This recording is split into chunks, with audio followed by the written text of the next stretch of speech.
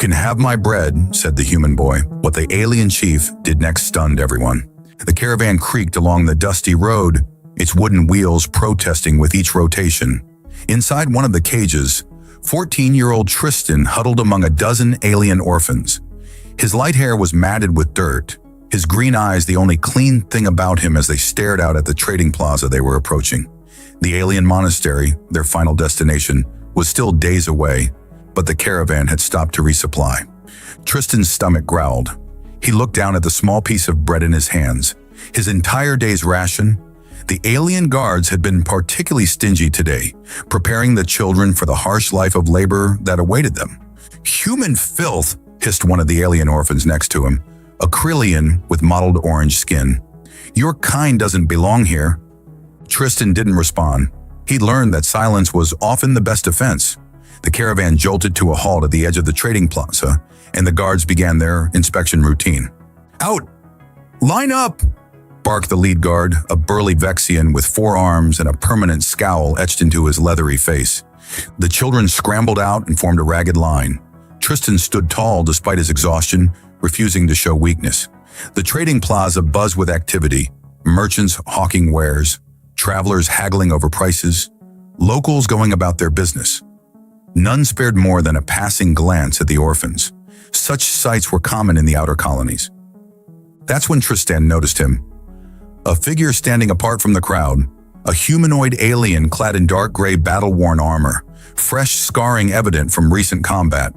A hood of coarse brown fabric concealed most of his face, but piercing blue eyes surveyed the scene with calculated interest. The alien's gaze settled on Tristan, and something passed between them. A moment of recognition, though they'd never met. The hooded figure took a step forward, and the crowd parted instinctively. Even the caravan guards tensed. Without thinking, Tristan broke formation. He heard the sharp intake of breath from the other orphans, felt the guard's eyes boring into his back. But he kept walking. He stopped before the armored alien and held out his small piece of bread. "Take my bread," Tristan said simply, his voice steady despite the trembling in his legs. The plaza fell silent. The hooded alien stared at the offering, then at the human boy.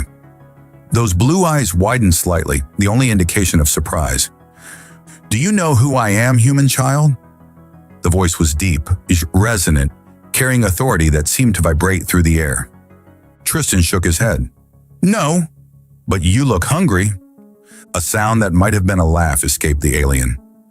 "I command fleets that could burn this colony to ash.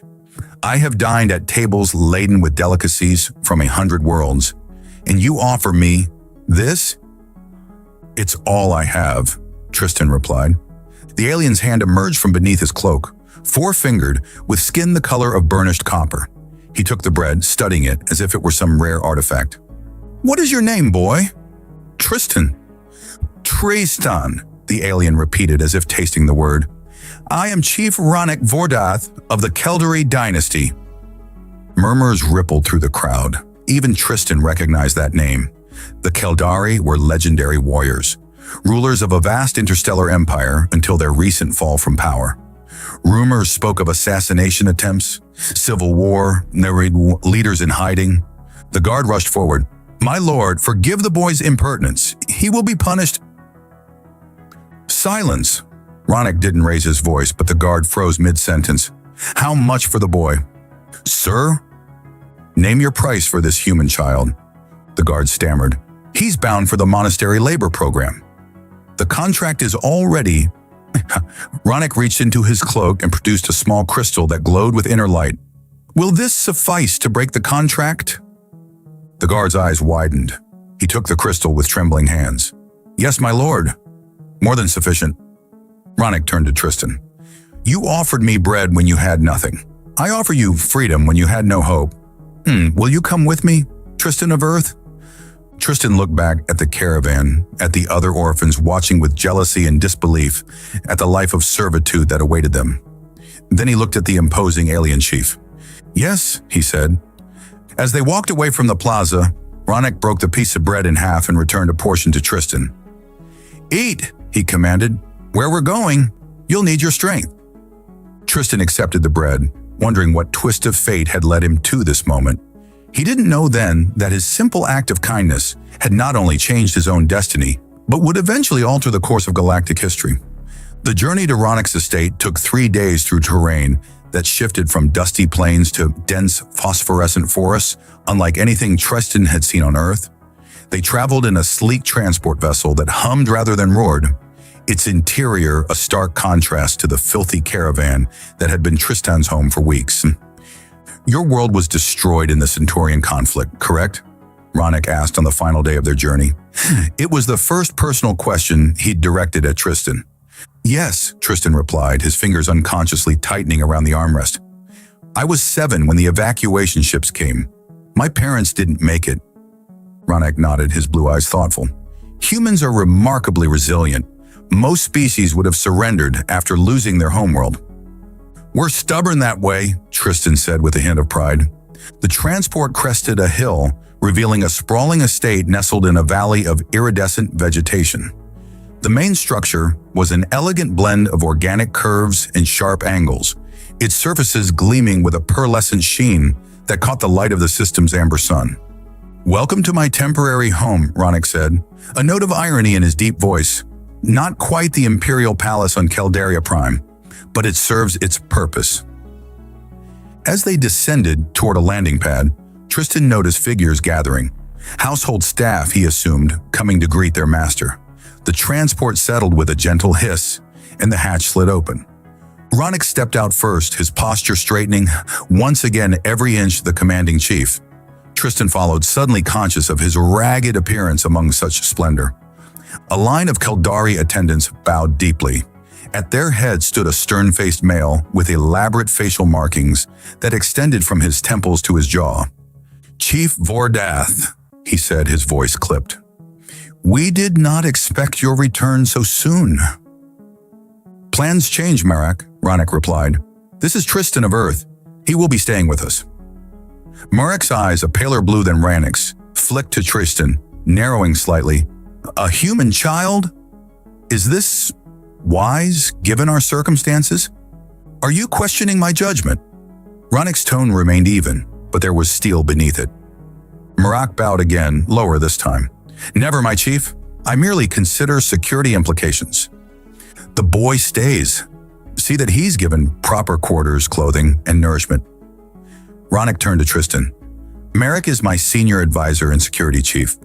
You'll find him efficient if somewhat lacking in warmth." Marak's jaw tightened almost imperceptibly.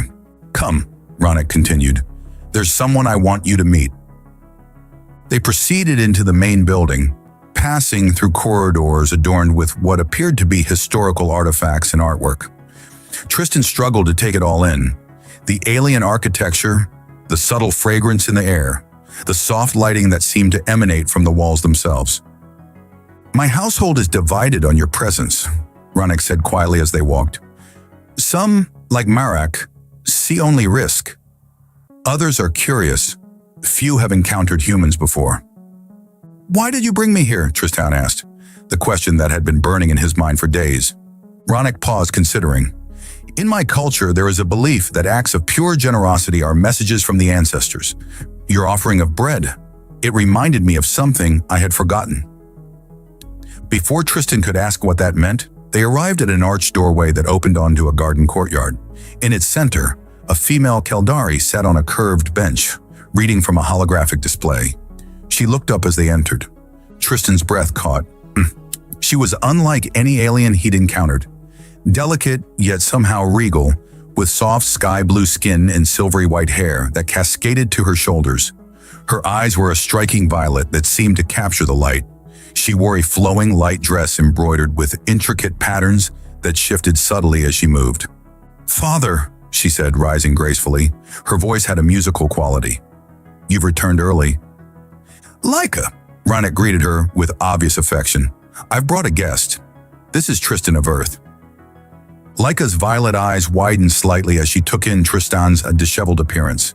"Earth? The human world that was destroyed?" Tristan nodded, suddenly very aware of the dirt under his fingernails and the tears in his clothing. "What's left of it, anyway?"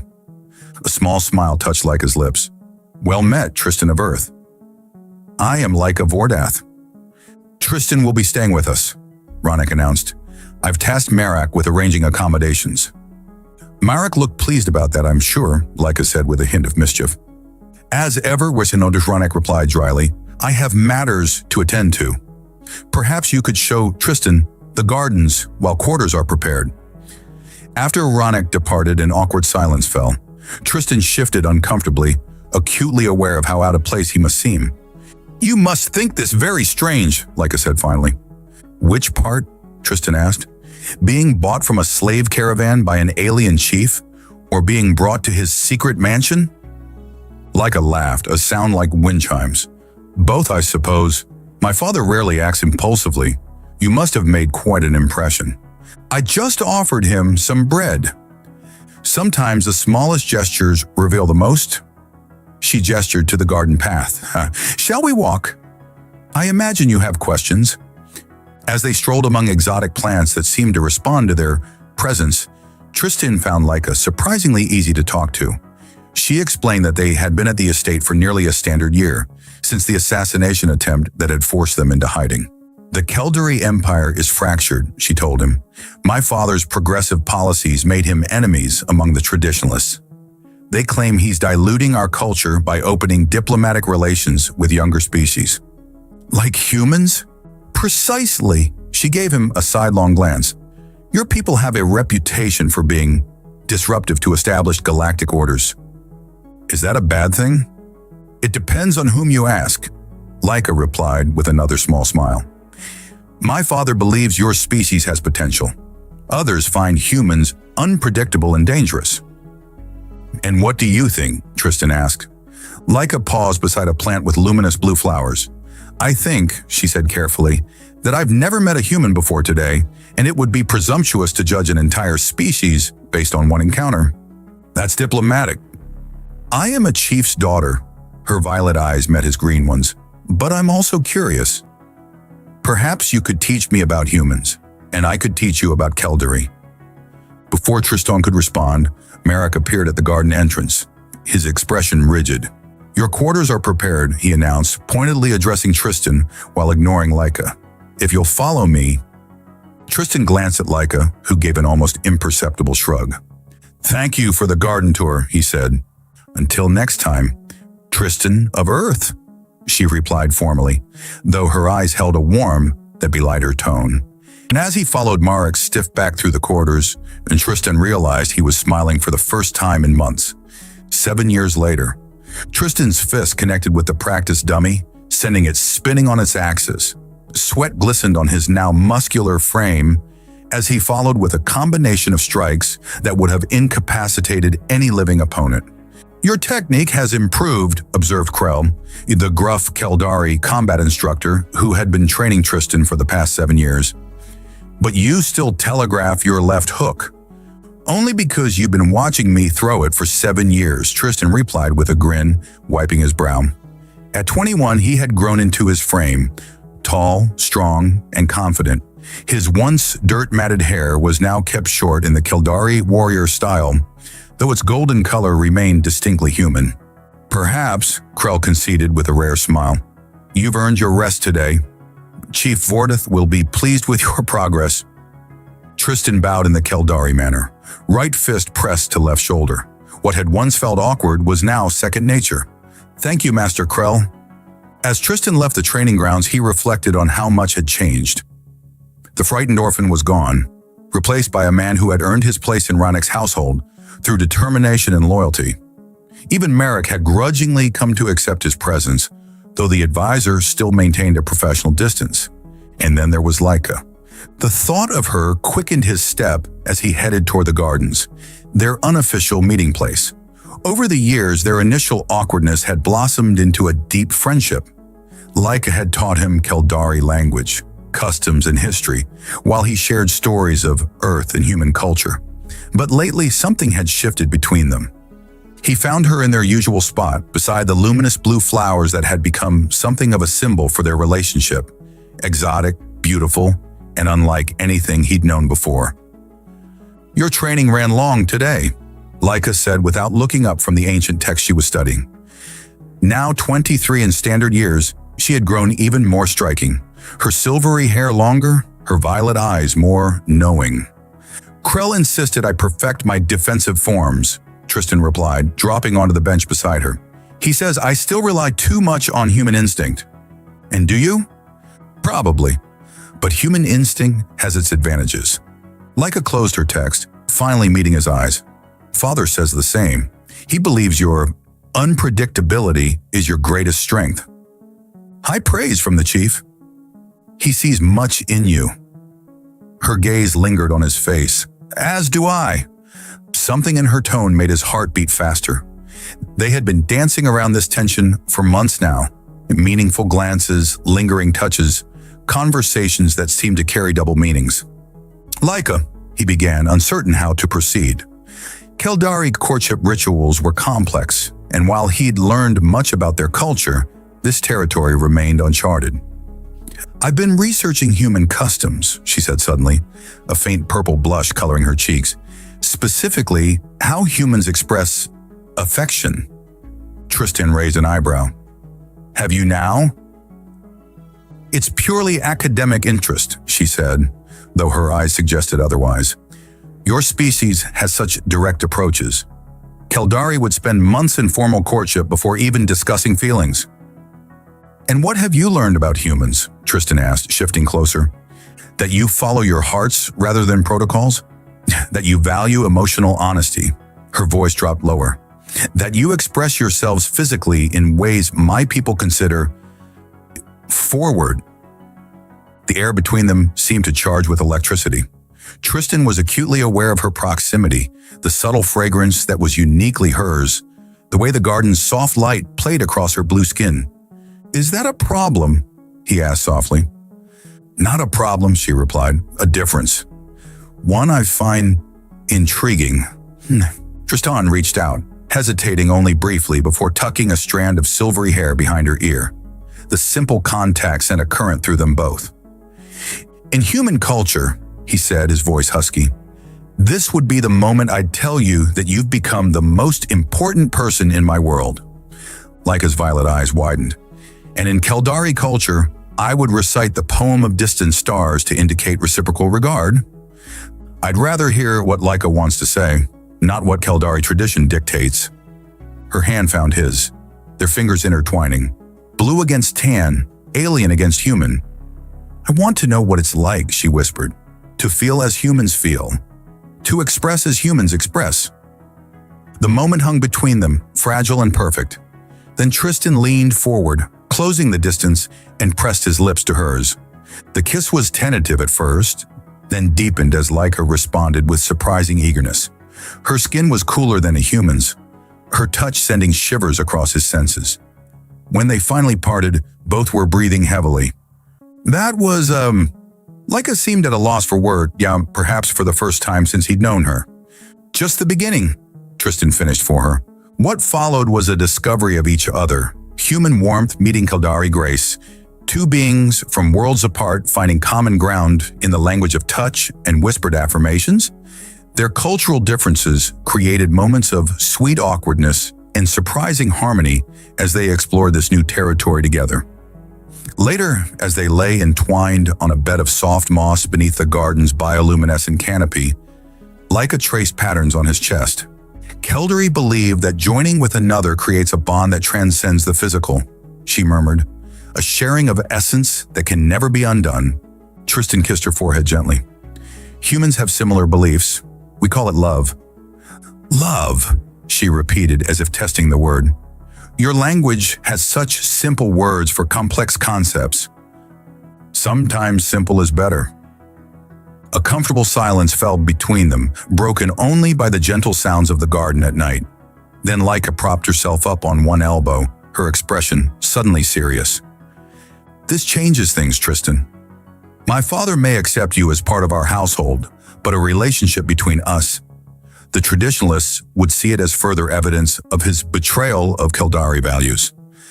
I know, Tristan said, the reality of their situation intruding on their moment of connection, but I don't regret it. Nor do I, she said fiercely, but we must be careful. Marak especially would not understand. As if summoned by his name, a distant alarm began to sound. They both sat up, instantly alert.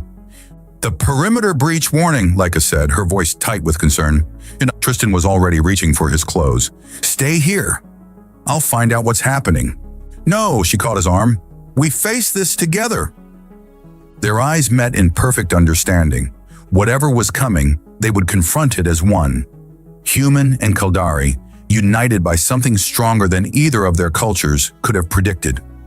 Tristan and Leica rushed through the estate's corridors, hastily adjusting their clothing, and the alarm continued to pulse, its rhythmic tone echoing through the halls. It's not the external perimeter, Leica said, her keen ears distinguishing the alarm pattern. It's the inner security grid. Something's happening inside the compound. They rounded a corner and nearly collided with Krell, who was moving with surprising speed for his bulky frame. There you are, the combat instructor growled. The chief has called an emergency council. Both of you are required. What's happening? Tristan asked. Krell's expression darkened. Treachery. The council chamber was in chaos when they arrived. Ronak stood at the center, his commanding presence a calm eye in the storm of agitated advisors and security personnel. His gaze found Tristan and Leica as they entered, a flicker of relief crossing his features. Ah, the final pieces arrive? Came Merrick's cold voice from Runnick's right. The senior advisor's pale blue eyes lingered on Tristan with undisguised contempt, then shifted to Leica. Something in his gaze made Tristan's hackles rise. What's the situation? Leica asked, addressing her father directly. Ronnick gestured to a holographic display hovering above the central table. We've intercepted communications between someone in this compound and the traditionalist faction. Our location has been compromised. Murmurs rippled through the assembled Kildari. The traditionalists were the most extreme faction opposing Ronnick's progressive policies. The same group believed responsible for the assassination attempt that had driven them into hiding. Do we know who sent the transmission? Tristan asked. Not yet, Ronnick replied, but the encryption used was administrative level. Only those in this room would have access. The implication hung heavy in the air. Someone present was a traitor. We must evacuate immediately, Marak declared. I've already initiated emergency protocols. Ronnick nodded. Agreed. We depart within the hour. Secure only essential items and research.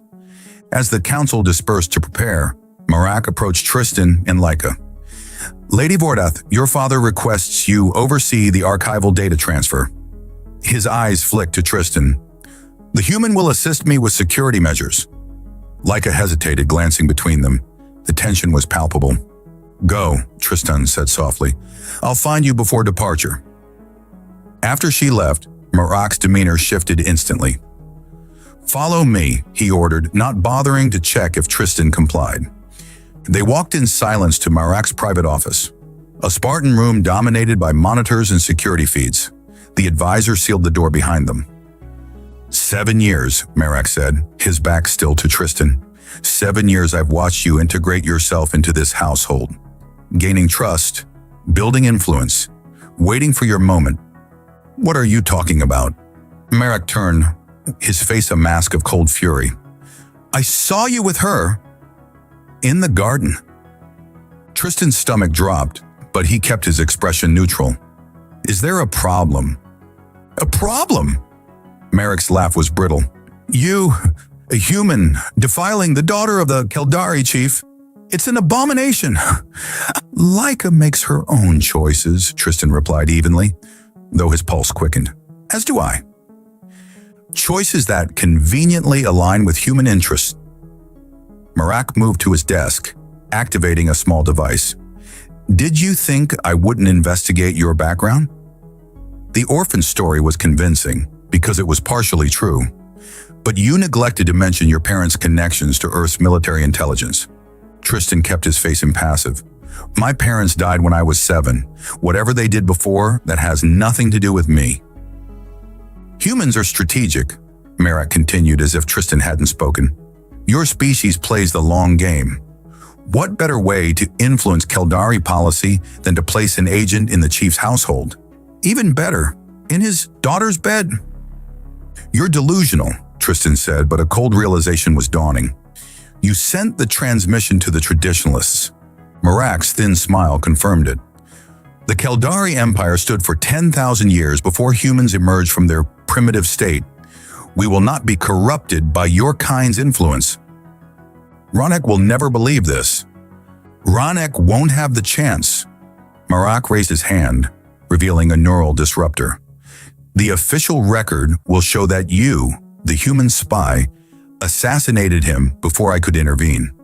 Tragic, but it will unite the Keldari against the human threat. Tristan tensed, calculating the distance between them. And Laika? Will be consoled in her grief.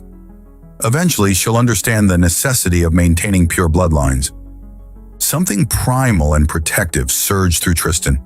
The thought of Laika in Marak's clutches ignited a fury unlike anything he'd felt before.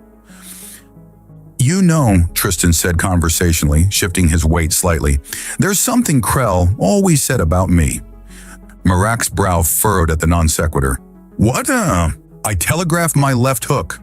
Tristan lunged right, then pivoted with explosive speed, his left fist connecting with Marak's jaw before the advisor could trigger the disruptor.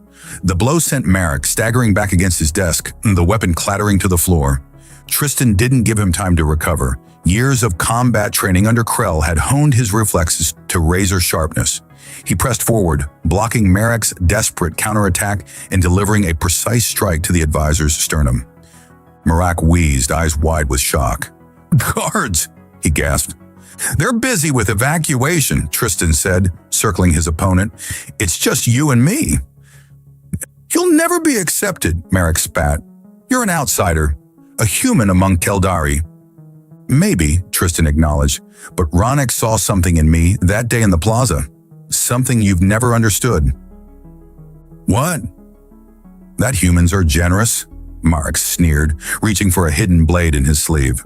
Tristan caught his wrist, twisting until the knife fell. That we're willing to give everything we have, even when we have almost nothing, for what we believe in. With a swift movement, Tristan subdued Marak, securing the traitor's hands behind his back with the restraints from the security desk. I'm taking you to Ronek, Tristan said, hauling Marak to his feet.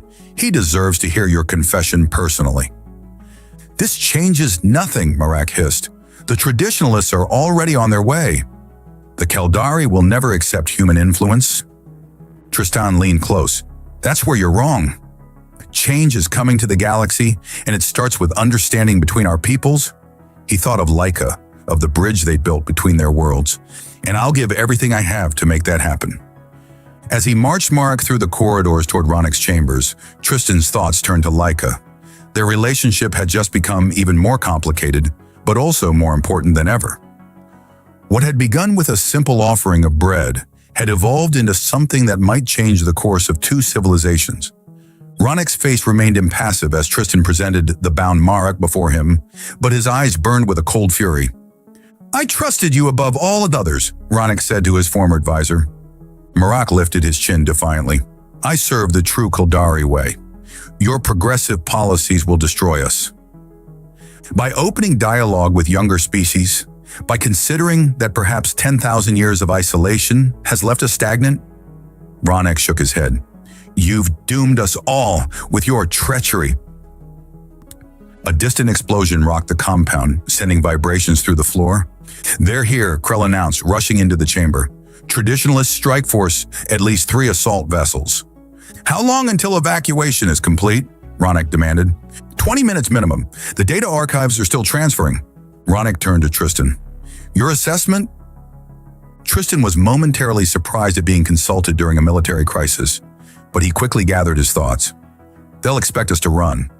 Standard Keldari doctrine would be to evacuate high-value personnel immediately while security forces cover the retreat.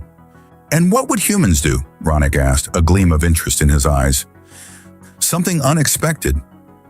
Tristan moved to the tactical display. The traditionalists are using Keldari military protocols. I've studied them with Krell. They'll deploy in a standard encirclement pattern, focusing on our hangar base first to prevent escape. Another explosion, closer this time. We don't have the forces to repel them, Krell growled. We don't need to defeat them, just delay them until evacuation is complete, Tristan replied. And we do that by breaking their expectations. He pointed to the compound's environmental systems. What if we trigger the atmospheric purge protocols? Krell's eyes widened. That would flood the outer sectors with paralytic gas meant for decontamination. Exactly. They'll be wearing combat armor, but not environmental seals. They're expecting a firefight, not a chemical attack. Ronick studied the plan, then nodded sharply. Do it. Krell, coordinate with security. Tristan, find Laika and ensure she reaches the primary evacuation vessel. He paused, then added, and Tristan, thank you for your loyalty. As Krell dragged the protesting Merrick away, Ronick stepped closer to Tristan. There's something else we must discuss, but time is short. My daughter, Sir, I dash. Ronick raised a hand. I've known of your feelings for each other for some time. The Keldari way would be to follow formal protocols, arrange proper courtship rituals, seek approval from the Ancestral Council. A rare smile touched his lips.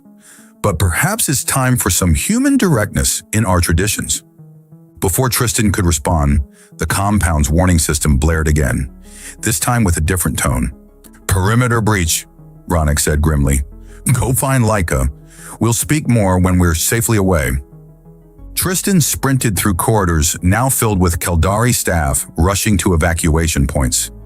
The environmental purge had been activated. Indicator lights showed that the outer sectors were already flooding with the paralytic agent. It would slow the traditionalists, but not stop them. He found Laika in the data archives, supervising the final transfer of cultural and historical records. Tristan!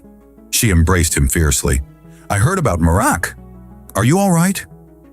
I'm fine, he assured her, but we need to move.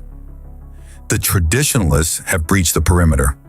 A nearby technician looked up from his console. Transfer complete, Lady Vordeth. Good. Get to your evacuation point, Laika ordered. As the technician hurried away, she turned back to Tristan. My father? Heading to the command vessel. He wants us there too. They moved swiftly through the inner corridors, the sounds of battle growing louder. Tristan's plan had bought them time, but the traditionalists were adapting quickly. Tristan, Laika said as they ran, what my father said to you. You know about that? A small smile played at her lips despite the danger. We have a bond. He sought my feelings before approaching you. And what did you tell him? That some traditions are worth preserving? Her violet eyes met his, and others are worth evolving. They reached a junction where the corridor split, left toward the main hangar, right toward a secondary bay. Wait, Tristan said, pulling Laika to a stop. Something's wrong. His human instincts, the unpredictability that Krell both praised and criticized, were screaming a warning. The main hangar was too obvious a target. The secondary bay, he decided. They'll focus their forces on the primary evacuation point. Laika didn't question his judgment. They changed course, moving through less crowded passages toward the smaller hangar. Tristan's suspicion proved correct. They encountered no resistance, while the sounds of intense fighting echoed from the direction of the main bay. The secondary hangar contained only a few smaller vessels, most already prepped for departure. Krell was there, surprisingly, directing the loading of essential personnel. The chief ordered a change of plans, the combat instructor explained when he saw them. The human strategy was sound. The traditionalists committed most of their forces to the main hangar, expecting us there. My father, Laika asked anxiously. Already aboard the command shuttle, Krell assured her, pointing to a sleek vessel at the far end of the bay. He awaits you both. As they crossed the hangar floor, a tremendous explosion rocked the entire compound. Emergency force fields activated as sections of the ceiling collapsed. They've brought down the main shield generator, Krell shouted over the alarms.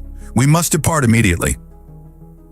They rushed aboard the command shuttle where Ronick was coordinating the evacuation from a tactical console. He looked up as they entered, relief evident in his expression. The human strategy worked, he told them. The paralytic gas disoriented their first wave, and splitting our evacuation points confused their command structure. We've suffered minimal casualties. The shuttle's engines hummed to life as the last essential personnel boarded. Through the force at the viewport, Tristan could see traditionalist forces finally breaking through into the secondary hangar, only to find most of the vessels already launching. As their shuttle lifted off, breaking through the atmosphere into the star-filled blackness of space, Ronick approached Tristan and Laika. We've lost our sanctuary, he said gravely, but not our future. He looked at Tristan with newfound respect. Your human perspective saved many lives today.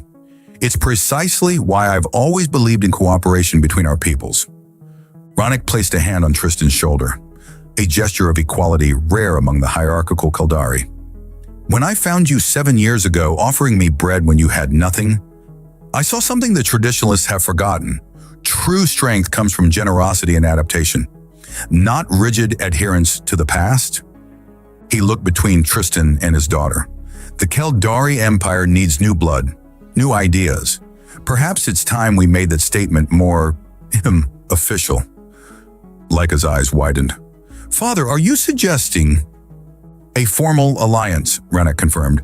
Between our peoples, beginning with you two. Tristan felt Laika's hand slip into his, her cool blue fingers intertwining with his warm human ones. The traditionalists will be outraged, she said, though her tone suggested this wasn't a rejection of the idea. Let them be, Ronick replied. It's time to show the galaxy that the future belongs to those willing to share their bread, not hoard it. As the shuttle jumped to light speed, carrying them toward an uncertain future, Tristan squeezed Laika's hand. What had begun with a simple act of kindness, a hungry orphan offering his last piece of bread to a stranger, had set in motion events that might reshape galactic politics. And somewhere in that vastness of space, a new chapter awaited them. 6 months later, the ancient ceremonial hall of New Caldaria glittered with bioluminescent decorations that cast prismatic patterns across the gathered assembly. Once a minor outpost, this remote colony had transformed into the headquarters of Ronick's progressive faction, now calling themselves the Reformists. Tristan adjusted the formal Kaldari attire he wore, a blend of traditional designs modified to accommodate human physiology. The deep blue fabric was embroidered with silver patterns that matched Laika's family insignia, marking him as part of the Vordath lineage. Nervous? Asked Krell, who stood beside him as his ceremonial second. Terrified, Tristan admitted with a smile. I've faced traditionalist death squads with less anxiety. Krell chuckled, a sound that had become less rare in recent months. You fought those with your body. Today, you fight with your heart. Poetic for a combat instructor. The Kaldari were poets before we were warriors, Krell replied. Something the traditionalists have forgotten. The massive doors at the end of the hall swung open, and the assembled guests, a mix of Kaldari reformists and a small delegation of humans, rose to their feet. Tristan's breath caught as Laika entered. She wore a gown that seemed to capture starlight itself, flowing around her like liquid silver. Her blue skin glowed with an inner radiance, and her violet eyes found his immediately across the expanse of the hall.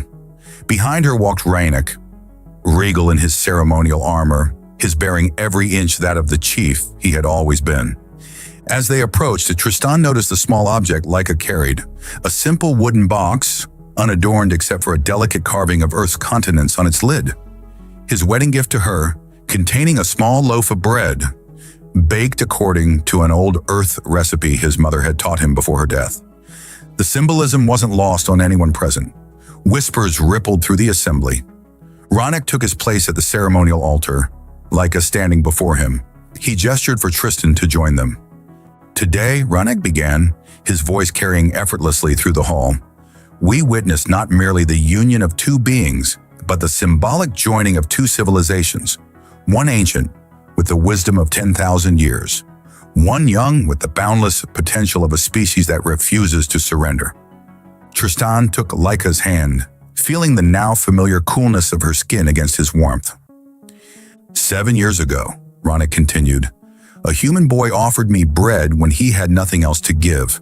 Today, that same human offers my daughter his heart, his loyalty, and his future. He looked at the assembled guests, and in doing so offers all Kaldari a new path forward. The ceremony blended traditions from both cultures. They exchanged vows in both Kaldari and English. They shared symbolic drinks from a ceremonial chalice. And when Laika opened the wooden box, revealing the small loaf of bread, a hush fell over the assembly. She broke it in half, offering a piece to Tristan, just as he had once offered his bread to her father. Take my bread, she said softly, echoing his words from years ago, and with it, my promise to share all I have with you. Tristan accepted it, then offered his half back to her. And I with you.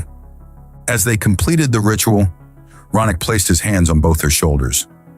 What began with an act of generosity now comes full circle. Let it be known throughout the galaxy that the House of Vordath recognizes this union as the first of many bridges between our peoples. The hall erupted in applause. Mostly, Tristan noticed a few Keldari dignitaries who remained stone-faced, clearly uncomfortable with this departure from tradition. But they were outnumbered by those who embraced the symbolic union. The formal reception that followed was a fascinating blend of cultures. Human diplomats attempted Keldari ceremonial dances with varying degrees of success. Keldari officials cautiously sampled Earth cuisine, their expressions ranging from delight to polite horror. Your plan is working, Tristan murmured to Ronik as they stood observing the mingling guests. Our plan, Ronik corrected.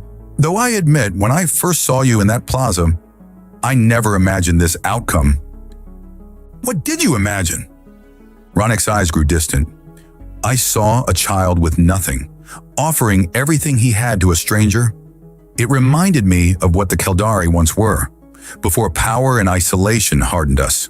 He smiled faintly. I thought perhaps you might serve as a reminder of those values. I never anticipated you would become the catalyst for their revival.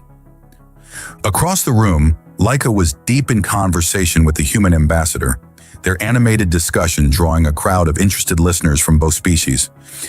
She'll make an exceptional diplomat, Ronik observed. She makes an exceptional everything, Tristan replied, unable to keep the pride from his voice. Indeed. Though the path ahead remains challenging, the traditionalists still control significant resources, and not all are as reasonable as Marek. The mention of the former advisor darkened Tristan's mood momentarily. Marek remained in custody, still unrepentant about his betrayal. We'll face them together, Tristan said. Yes. Ronik's expression grew serious. There is something else we must discuss. Intelligence reports suggest the traditionalists are planning something significant. They've been gathering forces at their stronghold on Keldar Prime. An attack? Perhaps, or something more insidious. They've requested a formal audience with the Ancestral Council, the first time in decades. Before Tristan could respond, Laika appeared at his side, slipping her arm through his. Discussing politics at a wedding celebration, Father. Even for Keldari, that's poor form. Ronik inclined his head in acknowledgement. My apologies, daughter. The matters of state can wait until tomorrow. As Ronik moved away to greet other guests, Laika led Tristan toward a quiet alcove away from the main celebration. Happy? He asked, drawing her close. Beyond word, she replied, her violet eyes luminous, though I find myself impatient for the ceremonial obligations to end. Oh, Tristan raised an eyebrow. And why is that? Her smile held a hint of mischief. Because while I find these formal Keldari robes quite striking on you, I'm rather looking forward to seeing you without them. Tristan laughed, the sound drawing curious glances from nearby Keldari, who were unaccustomed to such open displays of emotion. I've created a scandal again, haven't I? You've been creating scandals since the day you offered my father bread, Laika replied, pressing closer. It's one of the many things I love about humans. You're wonderfully, refreshingly direct. Their moment of intimacy was interrupted by a commotion at the hall's entrance. A Keldari messenger rushed in, making directly for Ronik. The chief's expression darkened as he received the news. Something's wrong, Laika said, instantly alert. They crossed the hall quickly. Ronik turned to them, his face grim. The traditionalists have made their move, he said quietly. They've declared me unfit to lead and have called for a succession challenge. They can't do that without the Ancestral Council's approval, Laika protested. They claim to have it. Ronik's eyes met Tristan's. And they've named you specifically in their declaration as evidence of my corruption by human influence. Tristan felt a cold weight settle in his stomach. What does this mean? It means, Ronik said heavily, that our honeymoon must wait. We depart for Keldar Prime immediately. The challenge must be answered in person, or we forfeit all claim to leadership. As the celebration rapidly transformed into preparations for departure, Tristan pulled Laika aside once more. "I'm sorry," he said. "This is because of me." She placed her hand against his cheek. No, this was inevitable. The traditionalists would have found another excuse if not this one. Her expression grew determined. "Besides, they've made a critical error." "What's that?" "They've underestimated humans." Her violet eyes flashed with fierce pride. "A mistake my father and I would never make." As they prepared to face this new threat, Tristan reflected on how far he had come from that hungry orphan offering his last piece of bread. Now he stood ready to fight for a future where humans and Caldari could share the galaxy, and perhaps in doing so, create something greater than either could achieve alone. Keldar Prime loomed before them, its ancient spires reaching toward the stars like accusing fingers. Once the jewel of the Keldari Empire, the ancestral homeworld now served as the traditionalists' stronghold and potentially, Tristan realized, their tomb. "The Ancestral Council has granted us safe passage," Ronick said as their diplomatic vessel entered the planet's atmosphere. "For whatever that's worth." "You don't trust them," Tristan observed. "I trust the Council to follow protocol. I do not trust Warden Draven to honor it." Ronick's expression darkened. He was Marek's mentor, and far more dangerous. Laika squeezed Tristan's hand. Since their interrupted wedding ceremony, they'd had precious little time alone, but each stolen moment had been a treasure, whispered promises and tender touches that sustained them through the tension of their journey. "Remember," she whispered now, "whatever happens, we face it together." The landing platform extended from the Great Citadel, an imposing structure of gleaming metal and stone that had stood for millennia. An honor guard awaited them, their ceremonial armor polished to mirror brightness, their expressions carefully neutral. "Showtime," Tristan murmured. They disembarked with deliberate dignity. Ronick first, then Laika and Tristan, followed by Krell and a small contingent of loyal reformists. The formal procession into the Citadel felt more like a funeral march than a diplomatic reception. The Ancestral Council chamber was a vast circular room dominated by 13 ornate chairs arranged in a semicircle. 11 were occupied by ancient Caldari, their skin faded to pale blue with age, their eyes holding the wisdom and weariness of centuries. Before them stood Warden Draven, tall even for a Caldari, with facial markings more elaborate than Marak's had been, signifying his high birth. His cold gaze fixed on Tristan with undisguised contempt. "Chief Ronick Vordath," intoned the Central Council member, "you stand accused of betraying Caldari traditions and endangering our species through unsanctioned alliance with humans. How do you answer?" "I answer that adaptation is our oldest tradition," Ronick replied evenly, "and that isolation has become our greatest danger." Murmurs rippled through the chamber. "And this," Draven interrupted, gesturing dismissively toward Tristan, "is your evidence? A single human who has seduced your daughter and clouded your judgment?" Tristan felt Laika tense beside him, but maintained his composure. He'd anticipated this line of attack. "Warden Draven," Ronick said, "I present Tristan of Earth not as evidence, but as living proof that cooperation between our peoples benefits both. His human perspective has saved Caldari lives multiple times." "A convenient claim," Draven sneered.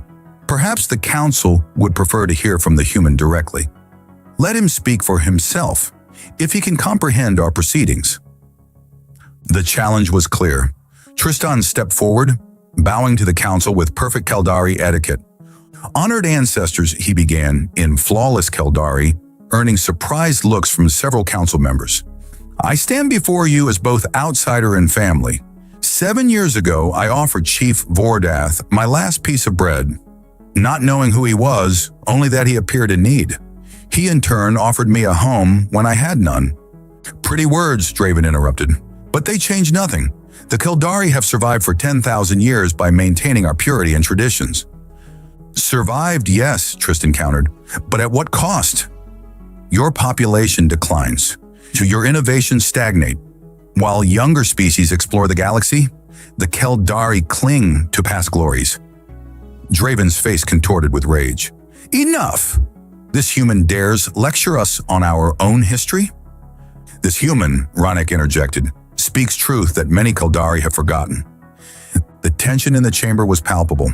Tristan noticed subtle movements among Draven's honor guard, positions shifting, hands drifting toward concealed weapons.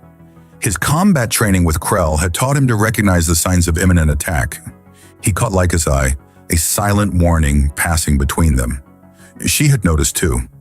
"Honored Council," Draven said, his voice suddenly smooth. "Perhaps a recess is in order. Allow us to prepare proper accommodations for our distinguished guest." The Central Council member nodded. "We shall reconvene tomorrow. Chief Vordath, you and your party will be escorted to the diplomatic quarters." As the council members filed out, Draven approached them, flanked by his guards. "A word of advice," he said quietly to Ronik. "Send the human away. Renounce this misguided alliance. It's not too late to salvage your legacy." "My legacy," Ronik replied, "will be determined by my actions, not your judgment of them." Draven's smile didn't reach his eyes. "We shall see." As they were escorted through the Citadel's labyrinthine corridors, Tristan maintained vigilant awareness of their surroundings. The diplomatic quarters were luxurious but clearly designed for containment rather than comfort. A gilded cage. "It's a trap," Krell stated bluntly once they were alone. Draven never intended to honor the challenge protocols. "Agreed," Ronik said. "The question is when they'll move against us." "Tonight," Tristan said with certainty. "They can't risk the full council hearing more of our arguments." Some seemed receptive. Laika moved to the window, gazing out at the ancient city below. "There's something else. Did you notice the civilians in the lower levels as we arrived? They looked afraid," Tristan finished for her. "Not of us, of their own leaders." A plan began forming in his mind. Risky, potentially suicidal, but with a slim chance of success. "Krell, what lies beneath the Citadel?" "The old catacombs," the combat instructor replied, "and beyond them, the civilian districts." "In the Citadel's security systems?" "Centralized in the command nexus, 3 levels down." Tristan nodded. "I have an idea." Hours later, as Keldar Prime's twin moons rose above the horizon, the trap was sprung, but not as Draven had planned. When his assassins breached the diplomatic quarters, they found it empty. Alarms blared throughout the Citadel as Tristan, Laika, Rannick, and Krell moved through maintenance passages that Krell had memorized decades earlier during his service in the Imperial Guard.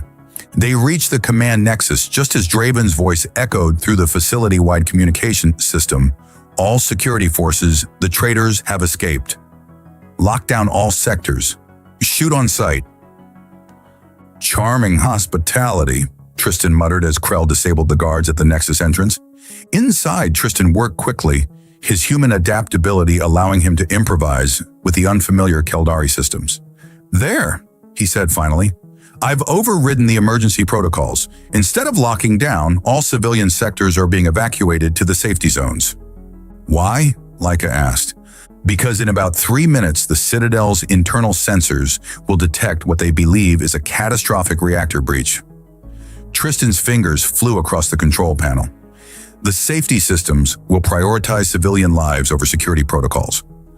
Understanding dawned on Ronik's face. "The traditionalists will be forced to choose between capturing us and saving their own people." Exactly," Tristan confirmed, "and I'm betting on their better nature." The false alarm triggered chaos throughout the Citadel. As predicted, Draven's forces diverted to civilian evacuation. Kaldari cultural values ran too deep to abandon their people, even for political gain. In the confusion, Tristan led their small group to the Ancestral Council's private chamber, where the elders had gathered in emergency session. "What is the meaning of this?" demanded the Central Council member as they entered. "Forgiveness, honored ancestors," Ronik said, bowing deeply, "but Warden Draven planned to assassinate us tonight, violating your guaranteed safe passage." "A serious accusation," one elder replied. "What proof do you offer?" In answer, Tristan activated a holographic display showing Draven's security forces preparing to breach their quarters. "This proves nothing," another council member argued. "Perhaps they feared you were escaping." Then explain this, Tristan said, revealing intercepted communications between Draven and his commanders, explicitly ordering their elimination.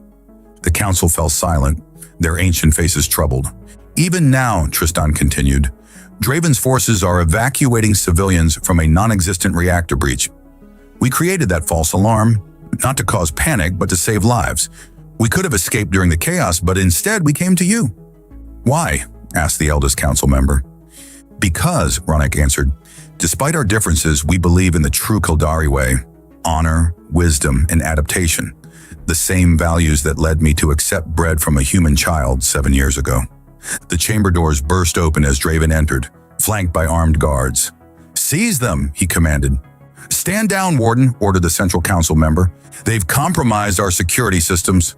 They dash. They exposed your treachery, the elder interrupted, and demonstrated something you have forgotten. That the protection of all Kildari, even those who oppose you politically, takes precedence over personal ambition. Draven's face contorted with rage. You're siding with them? With a human? We are siding with Kildari values, the council member replied. The same values this human demonstrated when, as a starving child, he offered his last food to a stranger. In that moment, the balance shifted. Draven's own guards looked uncertain, their weapons lowering slightly. The succession challenge is resolved, declared the council as one. Ronik Vordath remains chief of the Kildari, with all rights and authorities thereof. And the human influence? Draven demanded desperately. The eldest council member fixed Tristan with an appraising gaze. Perhaps some influences are worth embracing? A hint of a smile touched the ancient face, especially when they remind us of who we truly are. 1 year later, Tristan stood on the balcony of their new home on Keldar Prime, watching the sunset paint the ancient city in hues of gold and purple. Behind him, Laika approached, slipping her arms around his waist. Contemplating your unexpected career as a diplomat? She asked, resting her head against his shoulder. Tristan smiled, contemplating how a piece of bread changed the course of galactic history. The past year had seen remarkable changes. With the traditionalists discredited, Ronik's reformist policies had gained widespread acceptance. The first formal alliance between humans and Kildari had been signed, opening trade routes and cultural exchanges that benefited both species. My father says the human delegation arrives tomorrow, Laika murmured. They're bringing something special for you.